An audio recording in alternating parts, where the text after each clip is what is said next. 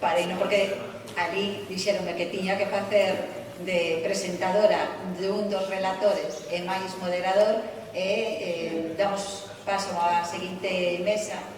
As letras tamén divulgan que conta, bueno, pois modera, e polo tanto ahora xa sí que presentará el, Xusto Rodríguez, o único de letras, dicía eu aquí en medio de todos estes de xente das ciencias, compañeiro en tarefas de normalización lingüística, e como vimos colaborador tamén e solucionador de moitos os temas de terminoloxía. Por lo tanto, continuamos co desenvolvemento en hora da seguinte mesa. Ben, bo día, gracias por estar aquí. Estamos concienciadísimos para ser rápidos, entón vamos intentar nestes minutos que xa vos están reixendo as tripas falar sobre os de letras tamén divulgan. O primeiro é o fracaso do título, é dicir, temos un gran talento no Consello de Cultura para coñer títulos, porque o único de letras desta mesa son eu. Estou de rebote, por lo tanto, fantástico. O que queríamos era centrarnos en experiencias de divulgación científica baseadas na traducción. Partimos do suposto de que os que traducían era xente do ámbito das letras, e resulta que non, que temos a un enxeñeiro químico e a un informático, se non me equivoco, traducindo ou traballando en proxectos que focalizan boa parte da súa actividade árbol da traducción. Fagos unha presentación rapidísima, porque tedes datos máis demorados no currículo. A miña dereita, o primeiro falar, é Saúl Iglesias, de Ponferrada, que é outro mérito engadido, enxeñeiro químico pola Universidade de Santiago, que desde hai varios anos, cando volveu para Ponferrada, para non perder o galego que adquirira, empezou a traducir divulgación científica en galego. Faino a través dun blog que se chama Ciención de Breogán, en o que traduce tanto material en texto como material audiovisual, vídeos, presentacións e outro tipo de soportes. Parece-nos unha experiencia moi interesante polo que ten de aventura persoal de alguén que se lanza directamente a mar aberto e a peito descoberto a ver que sai, e vai nos empezar contando a súa experiencia. Despois presentamos en xa. Moitas grazas, Xusto. Pois, efectivamente, son Saúl, que son o editor e autor e todo de Ciención de Breogán, porque é o que ten un proxecto unipersoal que un ten que facelo todo. E, bueno, nada máis contar un pouquiño como xurdiu ese proxecto do blog de Ciención de Breogán, que vou ser moi breve. Como xurde o proxecto? Pois, basicamente, como se deixa entrever polas palabras de Xusto, porque me aburría. E ata aquí a miña intervención, moitas grazas. Non, a ver, vou ser un pouco menos breve. Pois, efectivamente, eu non son de Galicia, que eu non sei se, polo que puiden ver nos currículos que nos deron, creo que son o único relator que ven de fora de Galicia. Estudei a enxeñería na Universidade de Santiago, que foi onde aprendí o galego, remateina, quitei o título, quitei o B2 de galego na Escola de Idiomas, que foi a Ponferrada, e cateime de que de súpeto perdera o contacto coa lingua que aprendera. Agás, claro, as conversas cos amigos que fixeran na universidade, etc. Pero, bueno, máis non. Estudei para ser profesor, despois marchei a Barcelona a estudar un máster. E un día destes que tes así, que estás aburrido, pensei, como podo eu facer volver a practicar a lingua galega, que ademais me gusta moito. Ademais, son moi afeccionado á divulgación científica, leía moitísima divulgación, non só científica, senón tamén de outros ámbitos, pero tamén científica. Gústame os idiomas, gústame a labor de traducir, xeito completamente afeccionado, xa se ve, porque non teño formación de traductor, nin de letras, como se adoita dicir, pero, bueno, é algo que me gusta. E, ademais, xuntando todo iso, digamos, dixen, pois, vou montar un blog de traducción, de divulgación científica, que é o que me gusta a mí, ao galego. Con que fin? Pois, a cada fama e cartos, que o que queremos todos. Hoxe, 3 anos despois, estame pagando por ir a falar diante dun auditorio do meu blog, ou seja que a operación foi un éxito. E, ademais, pois, tamén para, bueno, obrigarme a mí mesmo a ter un proxecto con certa regularidade e continuidade, que non foi mal. Podo dicir que despois de 3 anos, todas as semanas, ou case todas as semanas, fun sacando unha traducción dun artigo, ou seja que, ben. Entón, que pode atopar quen visite o blog, Ciención de Breogán? Pois, estívenos contando onte a noite, teño traducidos 127 artigos, bueno, 127 entradas que non todas son artigos traducidos, hai algún vídeo subtitulado e algunhas cousiñas aparte, pero bueno, sobre todo traduccións de artigos do inglés, do francés, do catalán, poucos pero hai, do castelán, que son a gran parte, e algún do alemán, que me aventurei, xa falarei despois. De que temas? Pois teño que anotei antes, 54 son de historia da ciencia, que non sei unhas cousas que máis me interesa a mí, que despois, claro, é o que o impulsa todo, como é unha cousa miña persoal, pois ao final vou traducindo o que máis me vai gustando a mí, como é a historia da ciencia é algo que me atrae moito, pois é o que máis teño traducido, teño 30 artigos de matemáticas, 26 de química, que son os que máis, e como blogs así, dos sitios dos que saen os artigos que traducín, teño 16 do cuaderno de cultura científica da Universidade do País Vasco, de varios autores, 16 de Experiencia Workshet, que é un blog de César Tomé, que é tamén profesor da Universidade do País Vasco, que houve un período no que dixen prácticamente pode chamarse o blog de traducir César Tomé ao galego, porque prácticamente só traducía a él, porque é ademais unha persoa que me encanta como escribe, como conta as cousas, moi do meu estilo, por tanto, pois tamén se reflicte no blog. 23 artigos de El Cedazo, que é outro blog seca, un pouco menos coñecido, pero como estou traducindo unha serie sobre teoría de xogos no eido das matemáticas, precisamente dese blog, xa levamos 20 e pico artigos, pois claro, prácticamente todos os dos blogs son desa serie.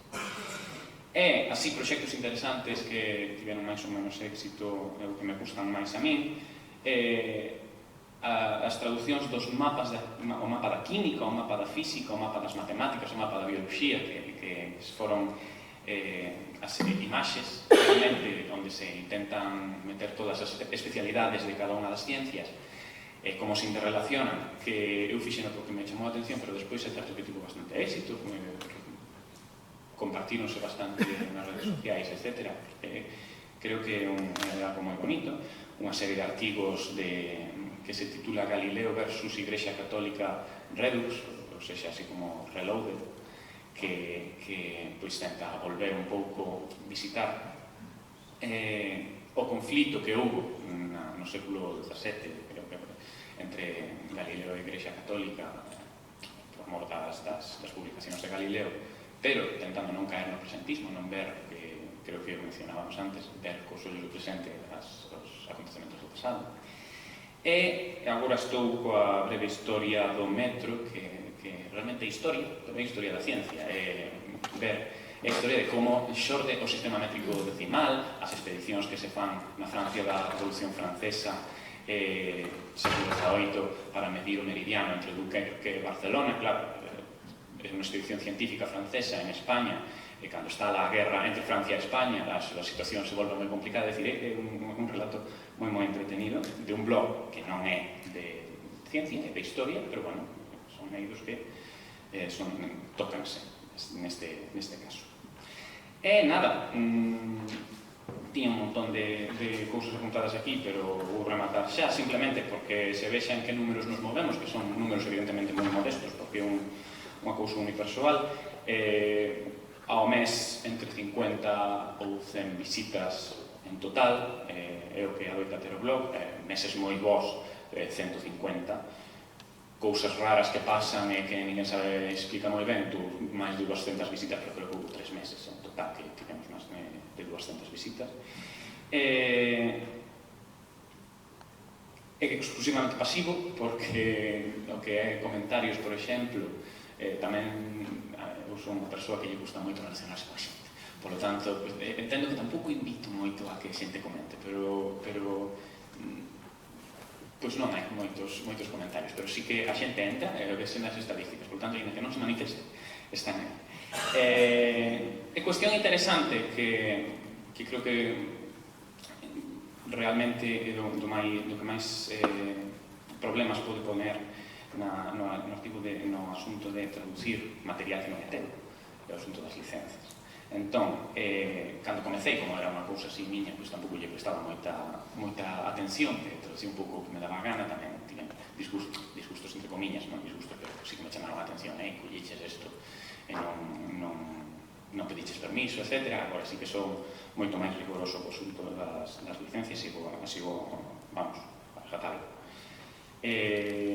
Sobre todo, por exemplo, os artigos que se publican en Creative Commons, sobre todo, non sobre todo, teóricamente solamente poden traducirse os que están, o que se chama, os que non están en non-derivative. Hai unha licenza de Creative Commons que é non-derivative, é dicir, non se permiten obras derivadas, unha traducción considerase unha obra derivada, por lo tanto, aínda que sexa unha licenza libre dentro dos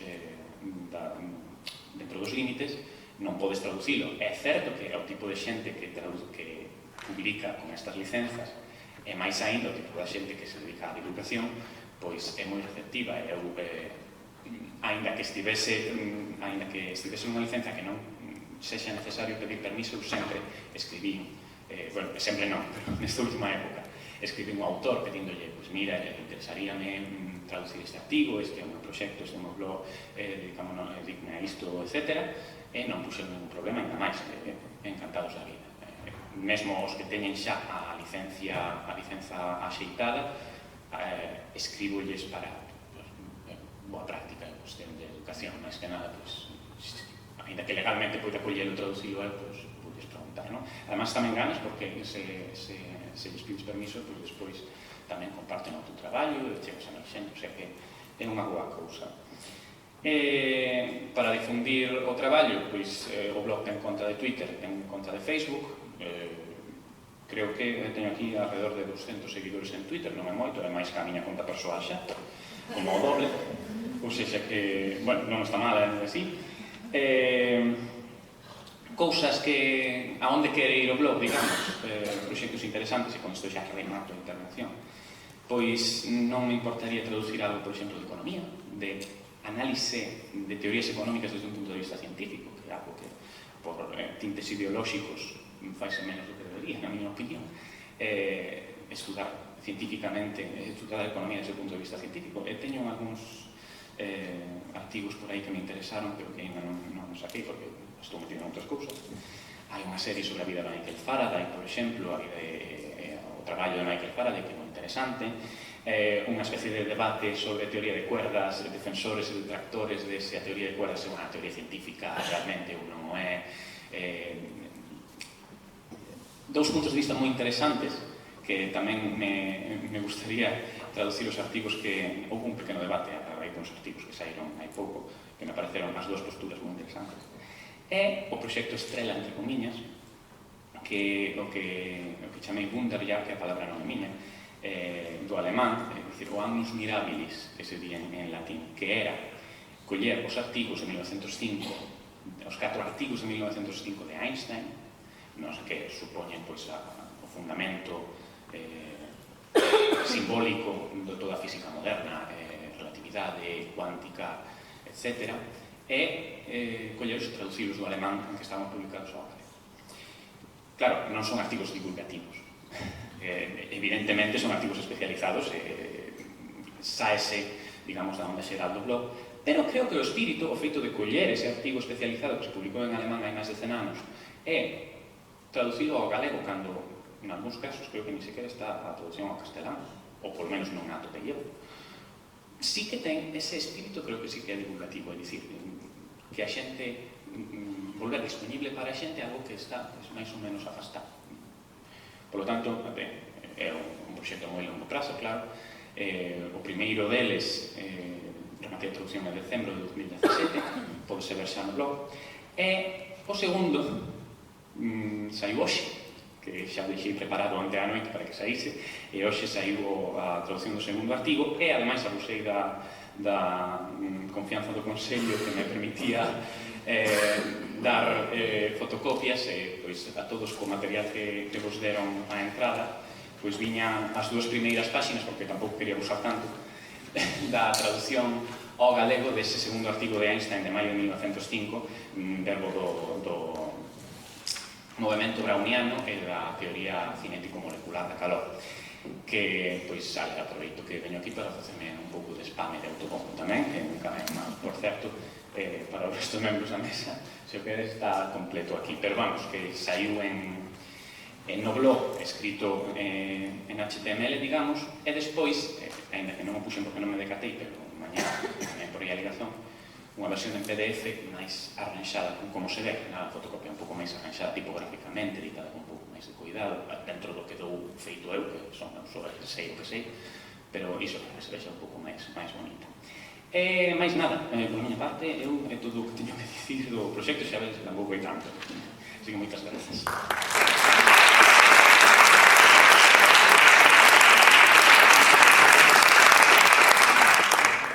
Ben, pois dun proxecto absolutamente individual, fantástico pero individual, feito porque se ocurría en Barcelona, como el dixo, pasamos ao proxecto comunitario por excelencia, a Galipedia. Es que quería deciros ao principio que a filosofía que estaba detrás de montar esta mesa era un pouco presentar experiencias ás que o público habitual dos encontros, que sí que somos de letras, entre comillas, nos pudésemos enganchar, presentar modelos aos que sexa moi fácil copiar ou aos que sexa moi fácil subirse. O caso de Saúl é fácil de copiar porque el mesmo dixo que é unha iniciativa puramente persoal e, como nos fala Miquel Lizardo, o modelo e o proxecto da Galipedia é moi fácil subirse porque ofrece moitas portas e moitos andéns desde os que incorporarse a ele. Entón, presento-vos, e deixo vos xa con Elisardo Juncal, que é membro da Wikipedia, primeiro en castelán, despois en galego case desde a súa fundación, en castelán desde 2006 e en galego desde 2010, administrador, un dos administradores da Galipedia de 2013, e presidente da Asociación de Amigos e Amigas da Galipedia desde o momento da súa fundación en 2018, se non me equivoco. Entón, con toda esa bagaxe de traballo alrededor da Galipedia, vainos falar daquelas iniciativas ás que é máis fácil acceder, digamos, desde o enfoque de traducir contidos de divulgación científica. Deixo vos a conta. Bueno, pois, que tal, moitas grazas ao Consello por darnos esta oportunidade de presentarvos un pouco o proxecto da Galipedia. E, bueno, a estas alturas da historia, pois, máis ou menos a todo o mundo coñece o proxecto, pero, bueno, quero dar unhas pinceladas para que tengamos claras algunhas cousas básicas. Todos sabemos que é unha enciclopedia libre que todo o mundo pode editar, porque é o seu eslogan, pero, bueno, isto non quere dicir que podamos facer un artigo sobre o noso veciño, o quinto. Está claro que é unha enciclopedia e os contidos que procuramos son artigos que teñan relevancia e que se sean de interese. Outro aspecto importante é a licenza. A licenza é unha licenza libre que nos permite reutilizar os seus contidos e incluso modificalos sempre que manteñamos a licenza original e veamos a atribución. Isto, pois, é tamén un punto moi interesante para todos os que queiran reutilizar os contidos e aplicalos en outras facetas que precisen. Isto nos leva a que temos que ter cuidado con a maioría de contidos que nos podemos atopar por aí, que teñen dereitos de autor, que está claro que non podemos achegarlos a Wikipedia porque as licencias non son compatibles. Isto é un problema que de vez en cando nos aparece no proxecto porque a xente ainda non ten moito coñecemento sobre as licencias e todo este mundo, pero, bueno, pouco a pouco vamos aplicándolo. Outro detalle que eu considero que tamén é importante tamén en estas jornadas é que a Galipedia segue as normas ortográficas do galego da Real Academia, é dicir que procuramos que os artigos sigan toda esa normativa. Claro está que cada usuario, cada editor ten o seu nivel de coñecementos, entonces non todos os artigos teñen un nivel que desearíamos, pero hai xente que se dedica día a día a mellorar esas achegas e facer que teñan máis que sigan máis a normativa.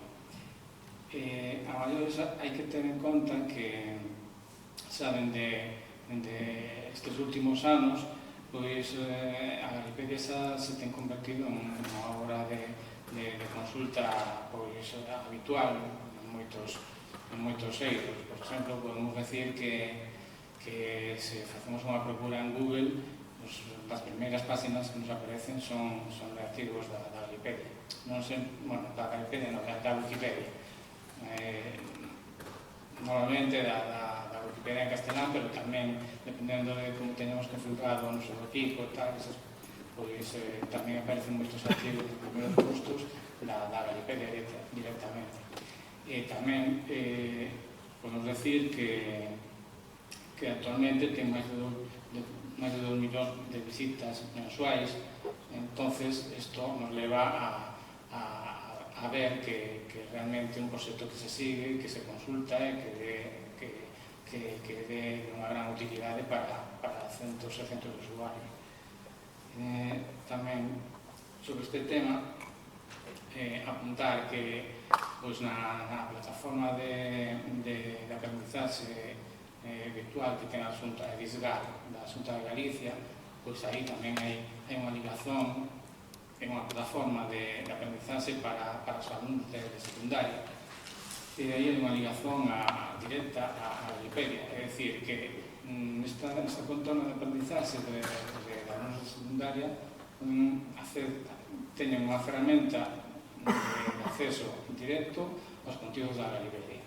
É dicir, que agora mesmo a Galipedia pode considerarse que é un bon medio de normalizador do galego. E agora pasamos a segunda parte, xa non tanto de publicidade, que podemos facer na Galipedia para todos os que estamos aquí. Pois realmente temos todo o campo do mundo, porque nas Galipedia todos colaboramos pois dentro das nosas áreas de coñecemento ou dentro das nosas áreas de interese. En este punto todas as achegas son benvidas. Podemos fixarnos, por exemplo, noutros proxectos como a Wikipedia en inglés, que ten 5 millóns de artigos, ou a Wikipedia en castelán, que ahora mesmo ten máis de 1,5 millón de artigos.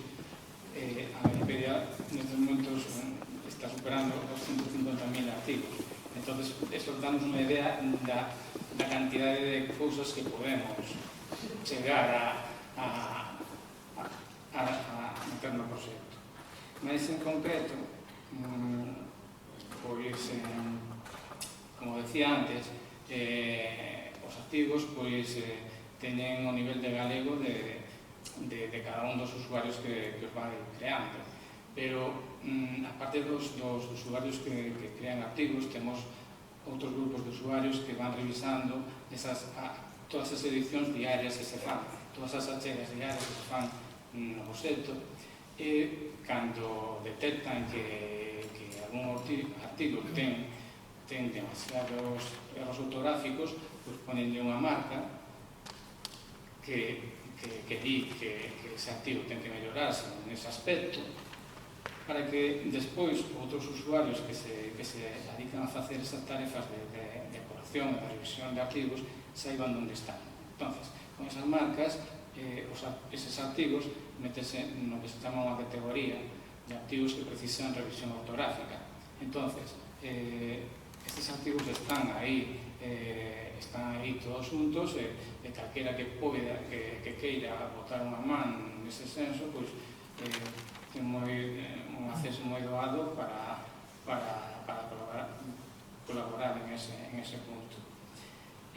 Outra cousa que tamén se pode traballar bastante facendo traduccións de outras Wikipedias. Por que é interesante facer traduccións? Pois por unha cousa que comentaba antes, o problema das licenzas. Se facemos a traducción dunha licencia da Wikipedia en inglés, en castelán, en francés ou calquera outra, vamos a ter a seguridade de que eses contidos teñen unha licencia aceitada. Entonces, xa nos evitamos estes problemas. A maiores, se temos un pouco máis de cuidado, procuramos artigos que estean marcados como vos ou artigos que estean marcados con artigos de calidade en esas Wikipedias, pois vamos a ter un plus máis de seguridade porque vamos a chegar contidos a Wikipedia que están revisados, que están referenciados, que están fundamentados en fontes de calidade e vamos a chegar contidos moito máis productivos, de máis calidade tamén ao proxecto. Por iso é interesante. Outra parte na que se pode colaborar no proxecto dunha forma un pouco máis indirecta, digamos, é a través dunha web que se chama translatewiki.net. Ese sitio web é o sitio central onde se fai a traducción de todas as mensaxes do software que se utiliza na Wikipedia. Todas as mensaxes que aparecen ao longo da edición da Wikipedia, todas as mensaxes de axuda, todas as mensaxes de avisos que hai, están centralizadas en ese sitio web.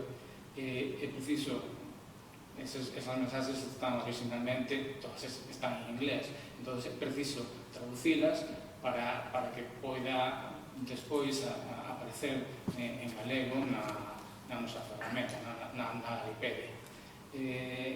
Aí tamén hai bastante traballo. De feito, hai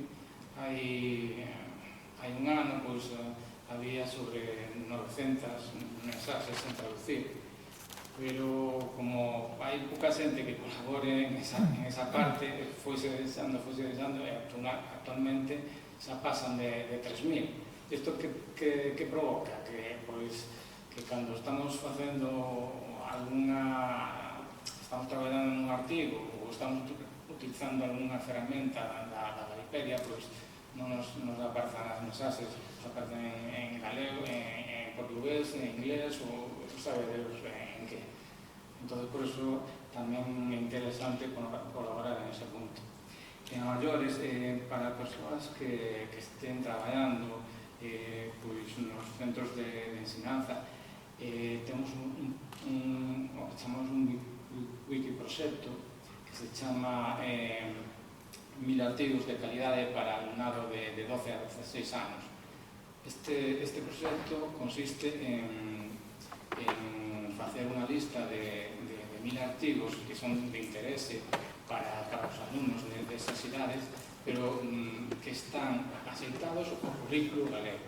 Son artigos que se está facendo as listas. Agora mesmo hai unha lista inicial xa creada, pero que hai que mellorar, hai que aceitala máis os contidos do currículo galego. O que se pretende é que estes 1000 artigos, non son 1000, son pouquinhos máis, 1500 solamente, pero que eses artigos que se sabe que son de moito interese para o alumnado desas idades, pois teñan a maior calidade posible. Entonces, traballar en este proxecto pois é interesante tanto para a xente de centros de secundaria como para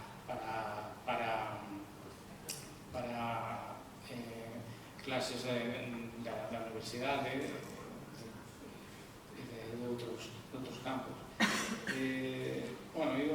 Iba a ensinar aquí un pouco como fora un pouco o proxecto, os pasos que dera eu para mellorar un artigo da Wikipedia, pero non sei se estamos buscando 3 minutos. ver se encontro. Esa é. Eu, cando me falaron de vir aquí, o primeiro que pensei respecto a divulgación científica foi, pois, o primeiro que pensei, pois, foi no que penso que un dos grandes científicos de los últimos tempos que foi Carl Sagan, non? Entonces, o que fixen foi buscar na Wikipedia, na Wikipedia, para ver se me inspiraba ou se sacaba alguna cousa clara. Entonces, o que me atopei,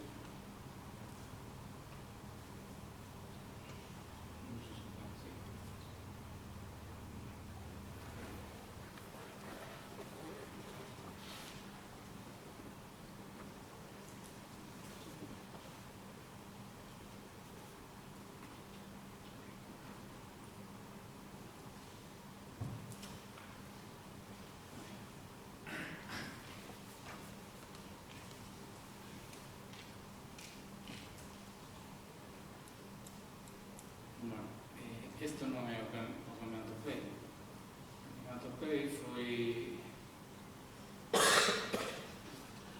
unha cousa bastante diferente.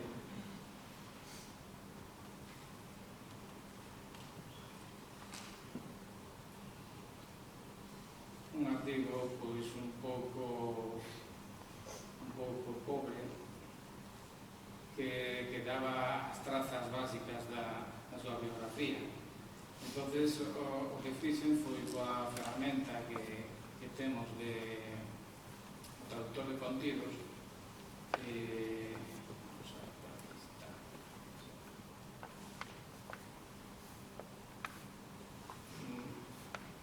este é o artigo que había originalmente.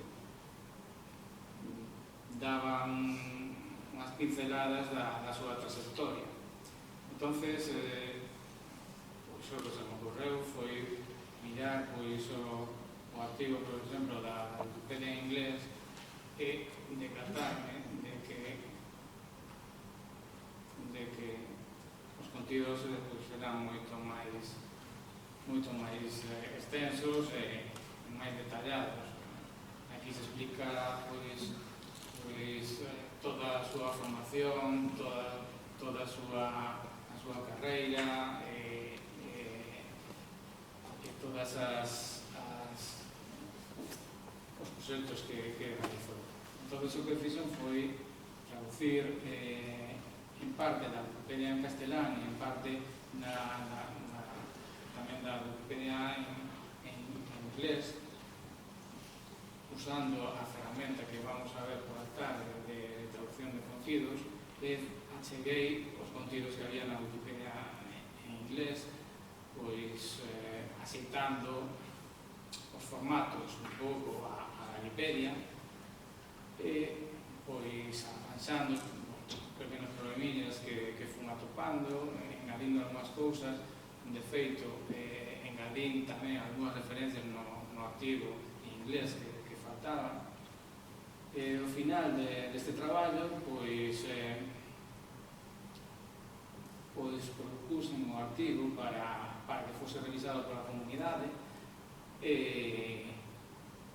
para que se dese para que se considerara se podía considerar un artigo de calidade. Entonces, o resto de usuarios, algúns revisaron, fixeron arranxos, melloras e tal, e ao final está en proceso de votación para ser escollido o artigo de calidade. E máis ou menos isto é un pouco como podería ser un proceso de mellora dun artigo. Nada máis.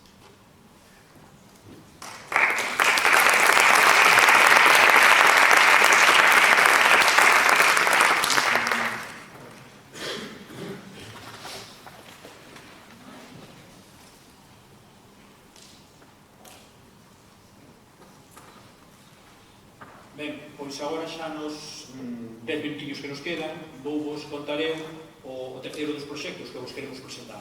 Xa tedes moitas cousas que podedes facer, podedes abrir un blog, podedes editar Regalipedia e tamén podedes subtitular charlas TED. Este é un proxecto que xorde, que eu agora levo a título persoal, pero derivado dunha iniciativa que puxemos en marcha no Servicio de Normalización Lingüística hai xa 4 anos, que é o concurso de vídeos de subtitulación de vídeos TED de Ciencias da Saúde. Vamos pola cuarta edición, remata o prazo de presentación de subtítulos este domingo, da cuarta edición. Entón, estamos en pleno proceso. Ao mellor hai que facer unha pequena contextualización de que son as charlas TED. Supoño que case todo o mundo xa as coñece. É un proxecto mundial que organiza conferencias por todo o mundo. Aquí temos Xurxo, participou no TEDx Galicia, e que se, digamos, presentan baixo o lema de ideas que merecen ser divulgadas. Iso é todo o marco mental dentro do que caben as charlas TED. Aí hai absolutamente de todo. Hai charlas de autoaxuda, case, hai charlas de ciencia dura, por decirlo así, pero basicamente o que teñen en común, digamos, é unha produción moi boa, en xeral. Son charlas agradables de ver, son charlas en xeral moi ben comunicadas e que a inmensa maioría delas entran no que sería o formato do que convencionalmente podemos entender como divulgación científica. E, polo tanto, é un produto que sería atractivo para atraer ao galego. En segundo lugar, con esa, debaixo dese espírito de ideas que merecen ser divulgadas, é un proxecto que aposta claramente pola difusión, tanto pola difusión en sentido de espallar os contidos que xa hai, como pola difusión multilingüe. Por lo tanto, prácticamente todas as charlas TED, hai como 2 formatos. Hai unha conferencia anual, que son as, vamos a chamar as charlas pata negra, por decirlo así, e existen unha serie de eventos que se fan por todo o mundo, baixo un sistema semellante a unha franquía, que son os eventos TEDx. Houve TEDx Galicia, houve TEDx Lugo, e hai TEDx por todo o mundo, realmente. Entón, todas esas charlas, ou unha boa parte delas, están disponibles na propia plataforma de TED.com. Aí tedes unha visualización delas, non tan fácil como que entredes co móvil e as vexantes. E, como vos decía, todas se poden ver a través da plataforma, ou tamén poden, a plataforma, digamos, favorece a subtitulación ás máis diversas linguas do mundo. Linguas que están todas en pé de igualdade. Isto é algo que máis adiante vou volver a mencionar porque me parece relevante. Cando ti buscas, as linguas están ordenadas por orden alfabético, pero escolles subtítulos. Por tanto, o galego aparece xusto a continuación do francés, que é un elemento de visibilidade que eu creo que tampouco se debe desprezar. Como vedes aí, nese menú que aparece cando fixen a captura de pantalla, vedes que hai TED Talks, que é o proxecto matriz, por decir así, as TEDx, que son as últimas que se ven abaixo, non sei se o mando ten. A última da lista son as TEDx, e no medio hai outro proxecto que tamén ten vídeos que son moi interesantes, que é o proxecto TED-Ed, que son vídeos máis orientados á educación universitaria. Son case todos animacións, de entre 3-5 minutos, que describen conceptos como moi básicos. Pois eu recordo subtitular hai uns meses un sobre os perigos do azúcar acochado nos alimentos, por exemplo, para vos falar sobre idea, non? Ben, entón, isto é a materia prima sobre a que decidimos traballar. Pero a pregunta é, ou pode haber quen se pregunte, subtitular. Subtitular é divulgar, realmente. Debemos entender que subtitular vídeos que están en inglés forma parte, pode estar nunha iniciativa sobre divulgación científica en galego, porque ao final, tío que estás escoitando segue sendo algo en inglés. Aí, nese sentido, eu sou moi pragmático, e creo que é unha opción posibilista. O ideal sería conseguir que alguén nos falase de xenómica ou de CRISPR en galego, pero se non o temos, vale máis ter un contido subtitulado ao galego que nos fale de edición xenética que ter que recorrer a contidos en castelán. Se o que queremos é facer un ecosistema, por exemplo, formativo, estou pensando eu nunha materia dun grau universitario, nunha materia de ensino secundario, un ecosistema educativo que permita que todos os contidos desa materia, tamén incluso contidos audiovisuais, que poden servir como extensións ou como amplificacións do que o profesor imparte na aula, e que tamén estean en galego, que tamén poidan ser, polo menos, transmitidos en galego.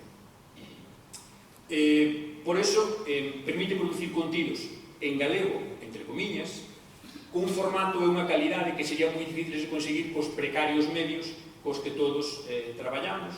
Xa sabíamos que traballábamos en precario antes de vir onte pola tarde aos encontros, pero creo que hoxe, se algo podemos sacar en limpo como conclusión, é que traballamos todos nun nivel de precariedade, nun nivel de voluntarismo, que fai ainda máis meritorio que se fai, pero que evidentemente dificulta moito acadar determinado nivel, determinado estándar de calidade cos produtos que divulgamos.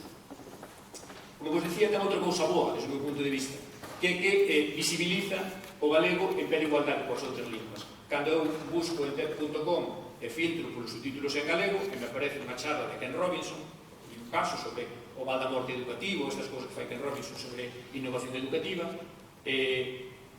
para os que hai subtítulos, os idiomas están ordenados alfabéticamente. Por lo tanto, xa visualmente deixa de haber linguas A e linguas B, e iso eu creo que é importante. Visualizar e transmitir a idea de que todas as linguas do mundo son igual de válidas para escoitar ou para ver os subtítulos de Ken Robinson. Por outro lado, outro elemento que fai que eu sí que crea que subtitular e divulgar é que axuda a mellorar os contidos subtitulados, axudan a mellorar as competencias en linguas estranxeiras. Ten unha apertura del País, o 16 de xaneiro, dun estudo que non recordo quen fixo, pero en todo caso que non é sospeitoso de ser pro-galego. E o feito este de que ver vídeos en inglés ou en francés subtitulados ao idioma que comprende que nos está vendo, mellora a comprensión do idioma original. Eu creo que é unha baza relevante, por exemplo, pensando no ensino secundario, naquelas materias que se están impartindo en linguas estranxeiras. Agora, os que traballades en equipos de dinamización, podedes ir ao profe que dá, ciencias do mundo contemporáneo, é dicir, que podes poñerles aos teus alumnos vídeos subtitulados a galego, porque iso vai axudar, ti segues no teu ecosistema de que das as materias en inglés, o do equipo de dinamización está introducindo de unha forma moi chamar transversal contidos en galego, e ao mesmo tempo estás fomentando a mellora das competencias en inglés do alumno que está vendo eses vídeos subtitulados. Por lo tanto, é outro elemento relevante que fai que a resposta á pregunta de subtitulares de divulgación para mí sexa un sí clarísimo. E chegados a este punto, como subtitulamos charlas TED ao galego? O que hai basicamente é unha comunidade, como non podía ser de outra maneira, voluntaria e altruista, que se registra na plataforma como traductor. Aí podedes ver uns cantos, unha comunidade que neste momento, no caso do galego, ten registrados 245 usuarios, eso son traductores que dixeron que poden traducir, que están dados de alta na plataforma e que dixeron que poden traducir en galego. Deses que dixeron que poden traducir en galego, a algún momento, desde 2010, que se fixo a primeira subtitulación, 152 traduciron en algún momento charlas TED ao galego. Despois falaremos de que, cando falo de traducir, iso implica varios procesos, falaremos deles nesa maneira. En o último ano, 34 persoas fixeron algún traballo de traducción. Facer algún traballo significa completar, porque tamén podes empezar, deixalo a medias, e que alguén veña detrás de ti meses despois e construa a partir do que ti fixeches. Pero na plataforma só queda registrado as tarefas que se acaban, por decirlo así. Ben, entón, é un grupo no que maiormente quen traballa son xente do ámbito da mediación lingüística, hai traductores, hai estudantes de traducción que utilizan isto como case traballos académicos, hai xente do ámbito da filoloxía, non necesariamente, tamén hai xente de distintas disciplinas, pero é, polo menos a comunidade galega, é unha comunidade, vamos dicir, que pivota alrededor do ámbito da mediación lingüística. Isto é evolución. Como vos decía, as primeiras charlas en galego son do ano 2010. Vades vendo nas barras a evolución anual e na liña ascendente a progresión. A día de hoxe hai 280 charlas subtituladas e públicas para ver con subtítulos na plataforma. Por lo tanto, se vades, como vos decía ao principio, á página TED.com, podedes filtrar por idioma e aí os podedes ver os máis recentes e polos que teñen máis visualizacións. Unha limitación da plataforma é que as visualizacións non chas dá. Eu podo saber cantos millóns de persoas, porque falamos de millóns de persoas, viron unha charla de Ken Robinson, pero non podo saber en que idioma estiveron vendo cada un deles. Entón, non sei, a plataforma non permite un feedback de decir, pois eu sei que o traballo de subtítulos viron 5.000 persoas. Só dá datos agregados para cada un dos vídeos. Ben, como vedes, reflexa esa gráfica, sen moitos máis datos, reflexa claramente o voluntarismo do traballo. Un ano hai 10, outro 33, outro 20, outro 5, outro 22, 12. Solamente parece coller unha certa estabilidade no último cuatrienio. 2019 os datos, claro, son só do primeiro trimestre. E ese último cuatrienio está vinculado ao que vos decía antes, ao concurso TED Saúde que organizan as comisións de normalización da Universidade de Santiago en colaboración co servizo, que fixo que medrase exponencialmente. De feito, eu creo que agora mesmo o 50% dos vídeos que se subtitulan ao ano xorden do concurso de vídeos TED ou de traballos que os participantes do concurso fan a posteriori, porque a parte permite ir incrementando a comunidade. A xente apúntase para ver de que vai, gusta o traballo e queda, e subtitula un ou dous vídeos máis. Como se traballa? Vou xa acabando. Basicamente, o que ata agora lle chamaba a traducción é un proceso en 3 fases. Cada un dos traballos de subtitulación ten 3 etapas. Hai unha etapa de traducción, que outra persoa distinta da comunidade revisa e que outra persoa distinta da comunidade aproba. Por lo tanto, ese paso por 3 filtros é tamén unha certa garantía de un mínimo de calidade lingüística, porque evidentemente non hai filtros de entrada, calquera pode apuntarse para traducir en calquera idioma. Os roles son equivalentes, todo o mundo pode traducir e revisar, aínda que hai unha recomendación de etiqueta que di que a xente non revise ata levar traducidas como mínimo 5 charlas, pero a verdade é que unha comunidade de 30 usuarios activos, todo o que nos cae na red page. Se alguén quere revisar, que revise, evidentemente. Entón, o único que está limitado é a aprobación. A aprobación é o proceso no que a charla, os subtítulos se fan públicos. Hai unha figura que é o coordinador lingüístico, hai un ou varios coordinadores lingüísticos por idioma, e son esas persoas que dan o botonciño que permite publicar a charla. A cadea de formación é moi sinxela, tedes aí unha serie de vídeos tutoriales que, ainda que os vedes, os títulos en inglés, unha vez que entredes, todos están subtitulados a galego, e pois explican basicamente como facer todos os procesos que se poden facer dentro da plataforma, como darse de alta, os distintos roles, como atopar vídeos, como traducir, pautas sobre a traducción, porque a plataforma non imos entrar agora nela, porque sería unha cousa demasiado comeríamos demasiado tempo, limita, por cuestións de lexibilidade, o número de caracteres que podes meter por segundo, por exemplo, e o número de subtítulos que podes meter por subtítulo, o número de palabras que podes meter por subtítulo, como transcribir, como revisar, etc. Por lo tanto, o que vos intento contar, basicamente, é quitarvos o medo, non? Ostras, subtitular, nunca subtitulei, que difícil, menudo rollo. É moi sinxelo, porque a entrada é moi sinxela, só hai que registrarse, a curva de aprendizaxe é moi rápida, a plataforma é moi intuitiva, ademais dos vídeos, hai unha comunidade en Facebook, temos un grupo de Facebook de traductores de algo galego, no que podedes preguntar todo o que queirades e todo o que vos apeteza, e ali os poucos que nos movemos damos consellos e ideas e pautas para que o farades.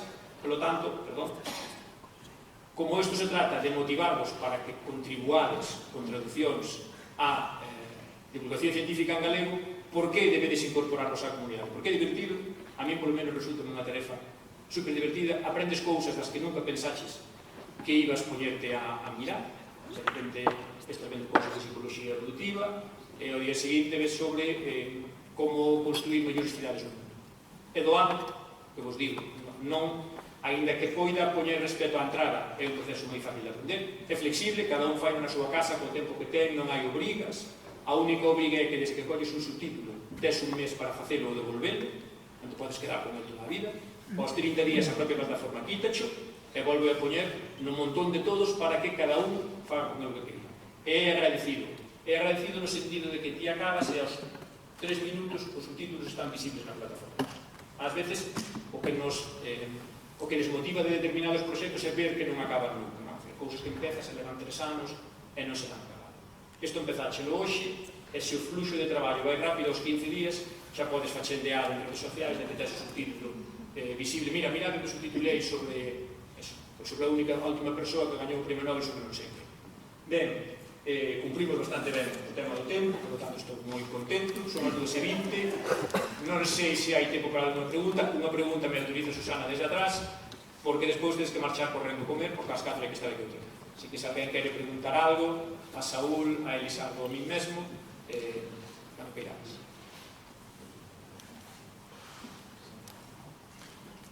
Aquí na primeira fila, Carlos.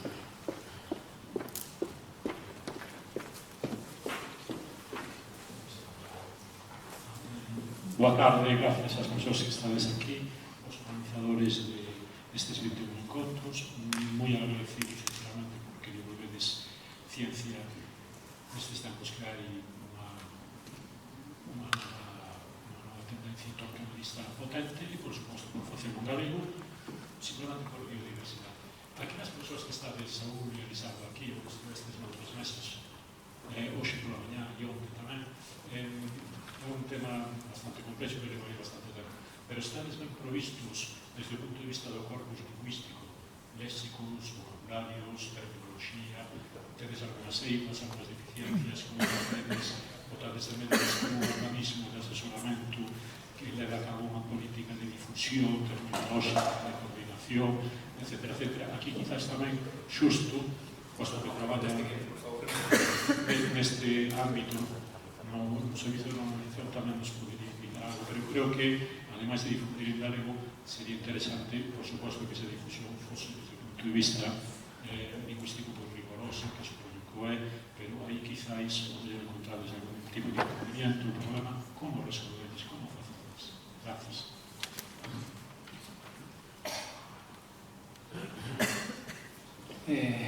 Eu conto-te o que pasa na Galipedia.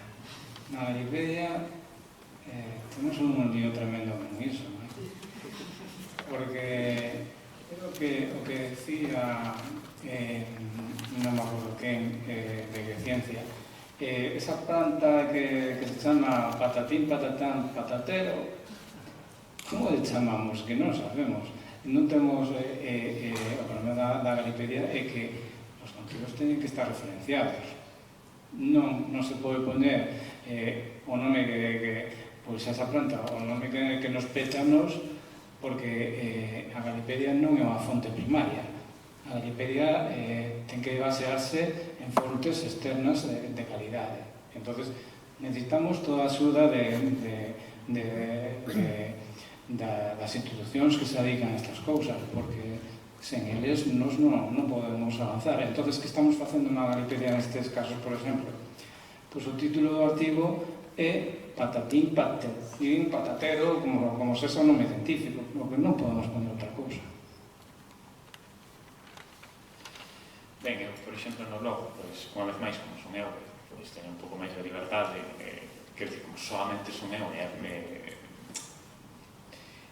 eu guíome, por exemplo, sobre todo, no que é menos técnico, evidentemente hai palabras moi técnicas, dicionario da Real Academia Galega, o di galego, que está en liña tamén, que non sei quen é o que institución o leva, pero vamos, tamén ou máis ou menos por el, que sí que teñen palabras que aparecen nun e non aparecen no outro, ao revés, por tanto está ben combinado.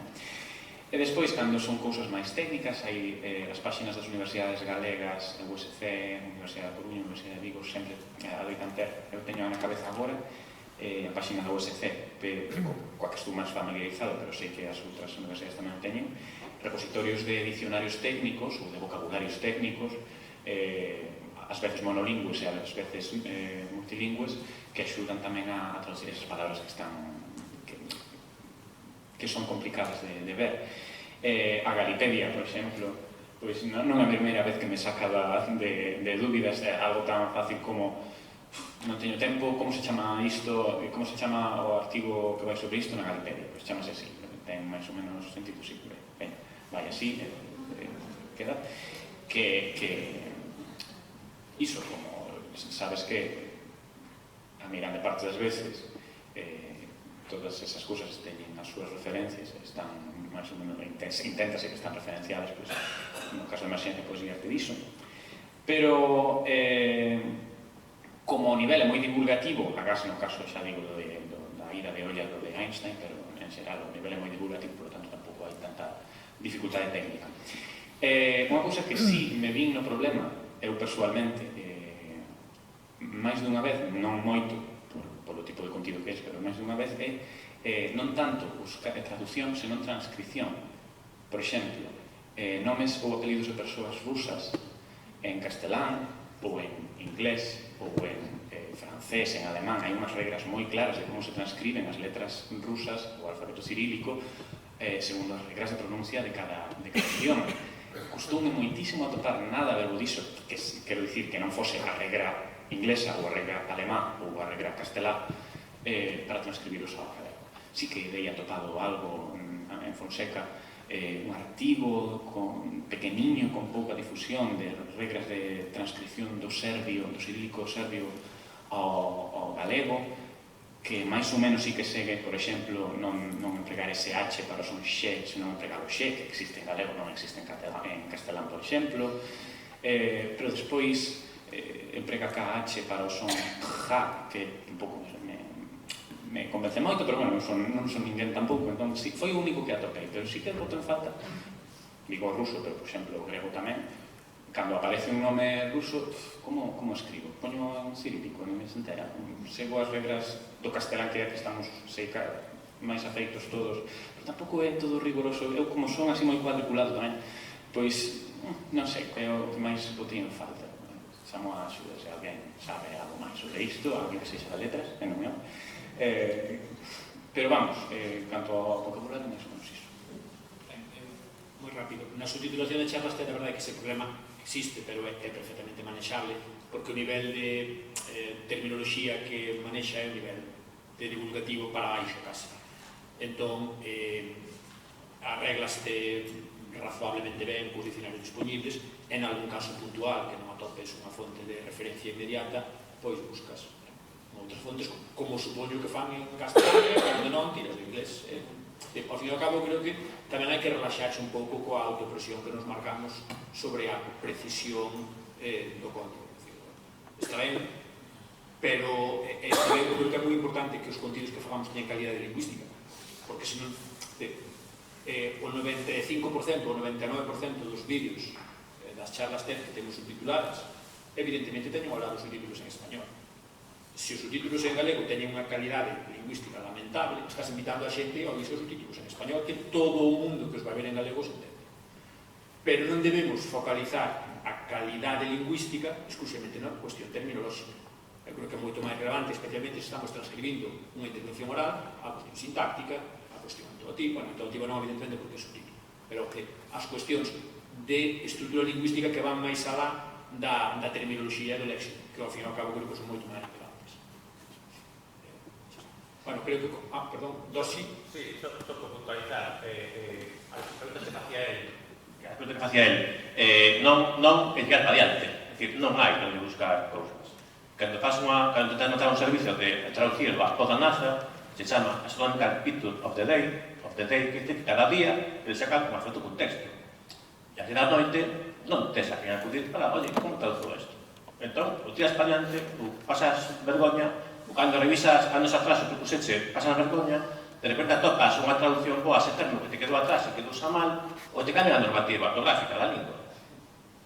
Quizá que tamén pasa, que de vez en cuando, pues cambian a normativa. Entón, que fago agora con todo o que está aí que internet que xa fixeron un momento? Eu son un fan absoluto da filosofía de tirar para diante. Xa cho digo.